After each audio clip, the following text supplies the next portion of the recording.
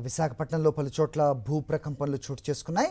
తెల్లవారుజామున 4:16 నుంచి 4:20 మధ్య పలు చోట్ల భూమి కంపించింది. మురళీనగర్, రామ్నగర్, అక్కైపాలెం, సీతమ్మధార సహా పలు ప్రాంతాల్లో భూకంపం సంభవించింది. రెక్టర్ స్కేల్పై ఇది 3.7గా నమోదైంది. తెల్లవారుజాము కావడంతో కొద్దిమంది మాత్రమే గుర్తించారు. భూ ప్రకంపనలతో ఆందోళన చెందిన పలు కాలనీల ప్రజలు భయంతో బయటకు పరుగులు పెట్టారు. సార్, మా కరెస్పాండెంట్ అనిల్తో మాట్లాడదాం. దీనిపై మరిన్ని వివరాలు తీసుకునే ప్రయత్నం చేద్దాం. అనిల్, చెప్పండి. సో తెల్లవారుజామున భూమి కంపించడం వల్ల చాలామంది దీన్ని గ్రహించలేదు అని చెప్తున్నారు. ఎవరైనా అధికారులతో మాట్లాడారా మీరు? ఏంటి అప్డేట్స్?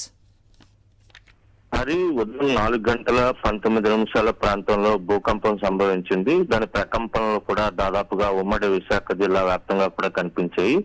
ముఖ్యంగా సిటీలో ఉన్నటువంటి అక్కయ్యపాలెం, మద్దిలపాలెం, భీమిలి వంటి ప్రాంతాల్లో దాన్ని స్పష్టంగా గమనించినట్టుగా కూడా అక్కడ ఉన్నటువంటి వారు చెప్తున్నటువంటి సందర్భం నెలకొంది. ముఖ్యంగా భూకంపం ఏ ప్రాంతంలో వచ్చిందో, భూకంపం కేంద్రం ఎక్కడుందో అనేది ఇంకా స్పష్టత రావాల్సి ఉంది. భూమికి 10 కిలోమీటర్ల లోతులో 3.7 తీవ్రతతో భూకంపం వచ్చినట్టుగా అధికారులు ఒక అంచనాకు రావడం జరిగింది. ఇంకా ట్రిమ్మర్స్ ఏమైనా వస్తాయా లేకపోతే ఇక్కడతో అవుతుందా అనేది తెలియాల్సి ఉంది. అయితే గతంలోనే విశాఖ భూకంపాలు దాని తీవ్రత తక్కువగా ఉంటుందని శాస్త్రవేత్తలు చెప్పడం జరిగింది. అయితే ఈ రోజు వచ్చినటువంటి భూకంప తీవ్రత కూడా చాలా తక్కువ, 3.7 మాగ్నిట్యూడ్ తో రావడం జరిగింది. మొత్తంగా చూస్తే కనుక ప్రకంపనలతో ఎవరైతే దాన్ని ఎక్స్పీరియన్స్ చేశారో వాళ్ళు ఒకంత భయాందోళన గురైనప్పటికీ కూడా ప్రమాదం ఏమీ లేదని అర్థమైంది. కొన్ని సెకండ్ల పాటు ఇటు సిటీతో పాటు రూరల్ ప్రాంతాల్లో కూడా కొన్ని ప్రదేశాల్లో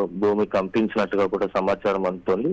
ఇప్పటికే దానికి సంబంధించి సెంటర్ ఫర్ సిస్మాలజీ డిపార్ట్మెంట్ దానికి సంబంధించినటువంటి అన్ని విషయాలను కూడా సేకరిస్తున్నటువంటి పరిస్థితి. మరి కాసేపట్లోనే ఇంకొంత స్పష్టత వచ్చేటువంటి అవకాశం కనిపిస్తుంది. ఓకే అనిల్.